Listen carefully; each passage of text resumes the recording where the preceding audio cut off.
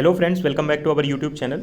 Lecture 1 में हमने एक प्रीवियस ईयर का क्वेश्चन सॉल्व किया था मैथमेटिक्स के पॉइंट ऑफ व्यू से। इसमें भी एक क्वेश्चन प्रीवियस ईयर का सॉल्व कर रहे हैं और इनमें कुछ नए फंडामेंटल्स भी आएंगे। एक्चुअली में 10th और 12th लेवल की मैथ्स पूछी जाती है, उसमें 25 से 30 टॉपिक इंपॉर्टेंट है। 14 क्वेश्चंस में वो 3 थ्योरेटिकल पूछते हैं, 10 से 11 क्वेश्चन न्यूमेरिकल पूछते हैं। तो कोई ना कोई नया टॉपिक हर बार आपको पेपर में मिलेगा और इस हिसाब से आपके जितने संभावित टॉपिक्स हो सकते हैं वो तैयार हो जाएंगे। हमारी तरफ से पूरी कोशिश रहेगी कि हम कॉन्सेप्चुअली आपको स्ट्रांग कर दें। चलिए क्वेश्चन देखते हैं। In right angled triangle ABC right angled at B, medians AP and CQ are such that AP square plus CQ square की वैल्यू AC स्क्वायर के कितने टाइम्स होगी, ये पूछा गया। तो इसको समझ लेते हैं। A एंगल ये हो गया, B ये हो गया, C ये हो गया। ध्यान से देखिएगा, वो कह रहा है B पे 90 है, कोई दिक्कत नहीं है। मीडियंस AP, A से BC को जहाँ पे मिड पॉइंट पे डिवाइड करे वो पॉइंट P है। ऐसे C से Q को जो मिड पॉइंट पे ड्राइव करे वो Q है। अब ये जो कह रहे हैं AP square plus CQ square की वैल्यू AC स्क्वायर के टर्म में निकालो। हम वही फॉलो करते हैं। AP square plus CQ square क्या होगा? AP स्क्वायर अगर ध्यान से देखो तो ये है, यानी ABP ट्रायंगल के लिए हाइपोटेन्यूज है। तो पाइथागोरस लगेगी जब भी कभी राइट एंगल की बात आती है, तो पाइथागोरस बड़ी यूजफुल प्रमेय होती है। तो यहाँ पे AP स्क्वायर हो जाएगा AB square plus BP square. ये जो उसने हमसे पूछा है हम उसी को AC स्क्वायर में कन्वर्ट कर रहे हैं। AB square plus BP square. CQ square क्या हो जाएगा? छोटा वाला ट्रायंगल देख लें, CQB, तो यहाँ से आ जाएगा BC square plus BQ square. अब यहाँ से एक चीज़ क्लियर है, AB square plus BC square बड़े वाले ट्रायंगल के लिए AC स्क्वायर के बराबर हो जाएगा। सिंपल पाइथागोरस उसमें भी लग जाएगी।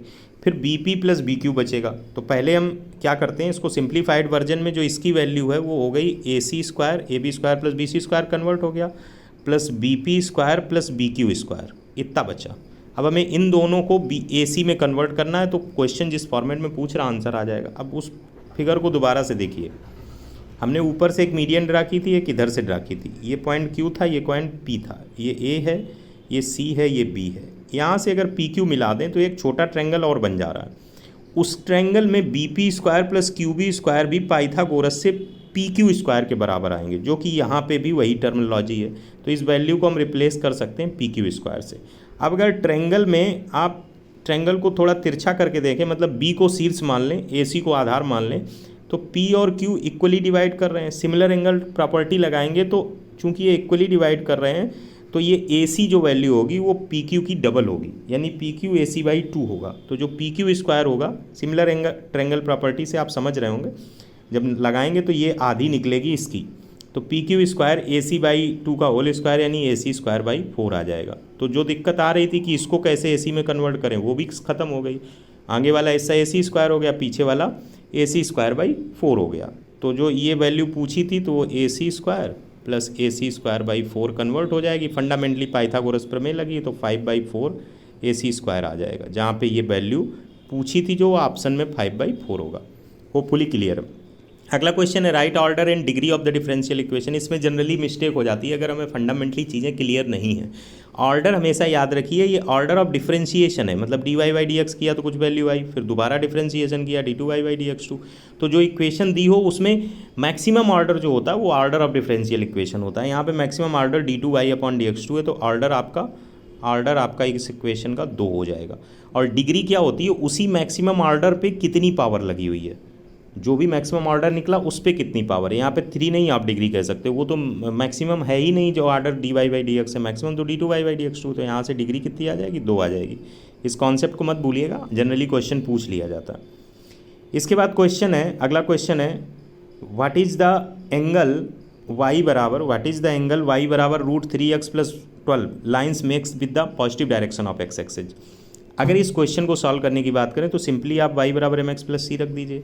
तो यहाँ से √3 आ जाएगा। m की वैल्यू tan थीटा होती है, तो tan थीटा √3 हो गया, तो थीटा 60 डिग्री हो गया। ये तो क्वेश्चन का आंसर हो गया।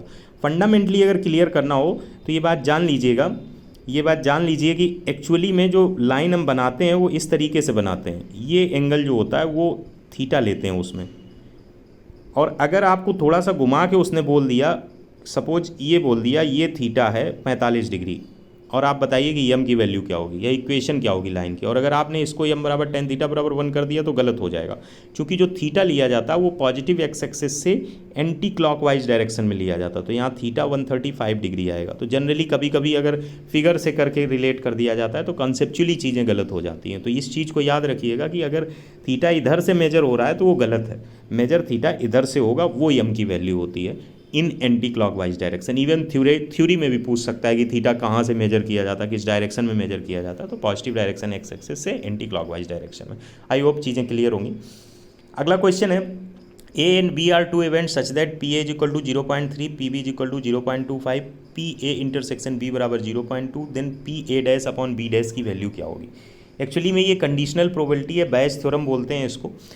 थोड़ा सा कठिन माना जाता है इस क्वेश्चन को, लेकिन अगर आप इसको फार्मूले के बेसिस पे लगाएंगे, बहुत ज़्यादा एनालिसिस वे में नहीं जाएंगे, तो चीज़ें बहुत आसान हो जाती हैं। फार्मूला आपको याद रखना है, सिंपल 2 फार्मूले याद रखिए, क्वेश्चन खत्म हो जाता है। कंडीशनल प्रोबेबिलिटी का मतलब ये होता है कि हमने एक कंडीशन दे दी कि 4 झोले रखे हैं अलग अलग कलर के, जब आप काला झोला उठाएंगे तो उस झोले में से लाल गेंद आने की प्रायिकता क्या। तो पहले तो हमने काला झोला चुनने की प्रायिकता निकालनी होगी, उसके बाद उस कंडीशन में काले झोले में कितनी गेंदें हैं उनमें से लाल गेंद चुनने की प्रायिकता। कंडीशनल प्रोबेबिलिटी मतलब we have create a condition, after that we asking the probability, ये कंडीशनल प्रोबेबिलिटी होती है।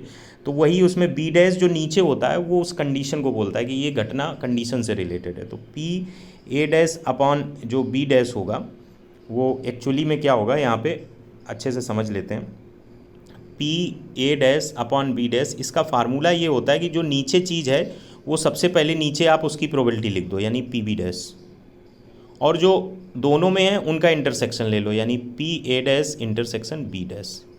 ठीक, अब ये वैल्यू हमें डायरेक्टली दी नहीं है तो इनको सिंपली कन्वर्जन रूल लगाते हैं, उसी कन्वर्जन रूल से लगा देते हैं। कन्वर्जन रूल मतलब P A intersection A dash intersection B dash को ये भी बोल सकते हैं कि पी ए यूनियन बी का डैश, जब निकालोगे तो यही चीज़ आएगा। एक्चुअली में ये हिस्सा इसके बराबर आएगा, पी तो बराबर हो ही जाएगा जब ये हिस्सा इसके बराबर हो जाएगा। वो सेट के थ्रू आप अगर करके देख लीजिएगा, ए भी बनाइएगा और ये दोनों चीज़ों की वैल्यू भी निकालिएगा, तो वही हिस्सा कलरिंग में दोनों का सेम आएगा। तो ये इसमें कन्वर्ट हो गया, हम चूँकि चीज़ें निकाल सकें दिए गए डाटा से, इसलिए कन्वर्ट कर रहे हैं।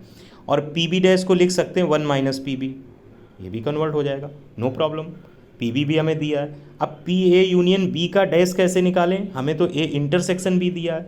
तो देखिए ध्यान से, पहले हम ए यूनियन बी निकालें, फिर तो डैश निकल ही आएगा। अगर पी ए यूनियन बी हमारे पास आ गया तो उसमें 1 में ये घटा देंगे तो डैश आ जाएगा और बटे में आंसर आ जाएगा।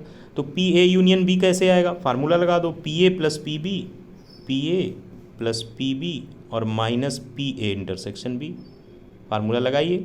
तो दोनों जोड़ेंगे आप, 0.3 प्लस 0.25 तो 0.55 होगा, उसमें 0.2 घट जाएगा तो आंसर आ जाएगा 0.35।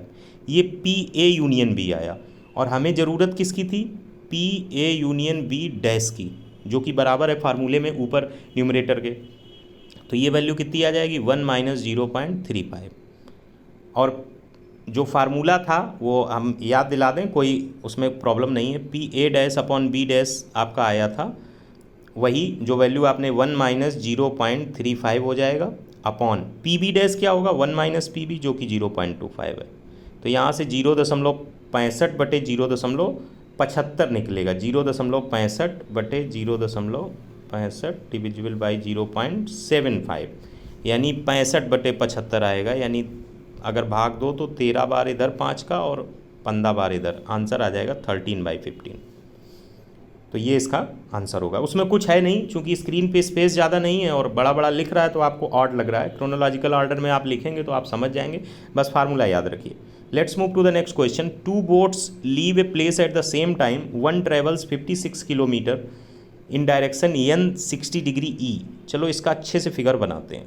क्या कह रहा है, 2 बोट्स हैं, एक प्लेस से छूटती हैं, सपोज ओरिजिन से छूटती हैं, और क्या कह रहा है कि 56 किलोमीटर चलती हैं। तो ये एन हो गया, ये ई हो गया, ये एस हो गया। 56 किलोमीटर चलती किस डायरेक्शन में, एन 60 डिग्री ए, जो पहले आता है वहाँ से एंगल शुरू होगा और 60 डिग्री पे रुक जाएगा।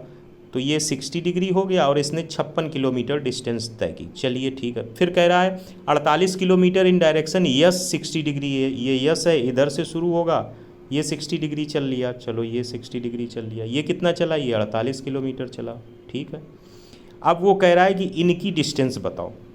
ध्यान से देखिए, ये एक ट्रायंगल है जिसकी ये साइड गारंटी नहीं कि परपेंडिकुलर होगा। अगर ये दोनों एंगल बराबर हैं और ये डिस्टेंस भी बराबर है, तब तो हम कह सकते हैं कि ये एक परपेंडिकुलर ड्रा हो जाएगा और ये 90 डिग्री बनाएगा। अदर देन केसेज में हम नहीं कह सकते हैं कि परपेंडिकुलर फॉर्मेट में ही डिस्टेंस आएगी। हमें तो लास्ट पॉइंट मेजर करने, और ये कम है ये ज़्यादा है, तो परपेंडिकुलर तो आएगा नहीं, क्लियर है। यानी पे हम यहाँ पे कोई वो फार्मूला पाइथागोरस लगा के नहीं निकाल सकते। ऐसी कंडीशन में कोसाइन फार्मूला बहुत अच्छा यूज होता है, या इंडिविजुअली अलग अलग करके भी निकाल सकते हैं साइन का यूज करके। उससे बेटर है कोसाइन फार्मूला लगाएं। क्या होता है कोसाइन फार्मूला, उसको समझ लेते हैं। देखिए ये 60 है, ये टोटल यहाँ तक 90 होगा, तो ये हिस्सा 30 हो जाएगा, इधर भी 30 हो जाएगा, ये टोटल एंगल 60 डिग्री आ जाएगा। और ये 56 है, ये 48 है, ये पता करनी है। एक एंगल दो साइड्स पता हो तो कास का कौन सा फार्मूला लगाते हैं?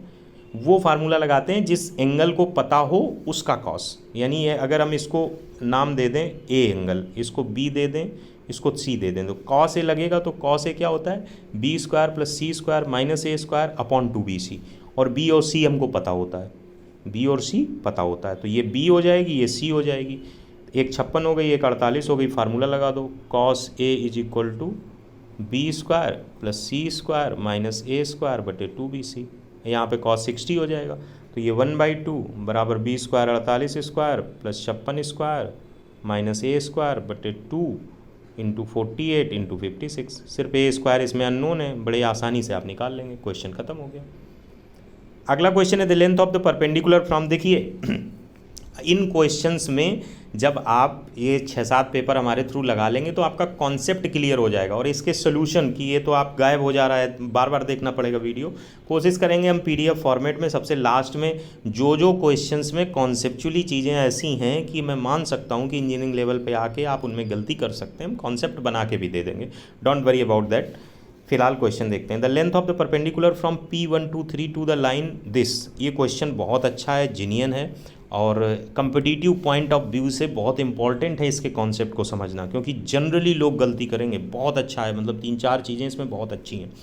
आइए देखते हैं क्या करना होता है। ये 3 स्टेप में सॉल्व होता है, जो प्राइमरली 3 स्टेप्स हैं। फर्स्ट स्टेप क्या है, अच्छे से देखिएगा, नोट डाउन कर लीजिएगा कॉपी पे। सबसे पहले जो लाइन दी है उसको बराबर लैम्डा कर दो, x-6/3 बराबर y-7/2 और बराबर z-7/2। इसको बराबर लैम्डा कर दिया। अब क्या करेंगे हम, जब बराबर लैम्डा कर दिया तो इससे x, y और z के मान निकालेंगे। तो x आ जाएगा 3 लैम्डा प्लस 6, दिख रहा है आपको, x आ जाएगा 3 लैम्डा प्लस 6, y आ जाएगा 2 लैम्डा प्लस 7 और z आ जाएगा आपका z बराबर, इसमें -2 है तो वो -2 लैम्डा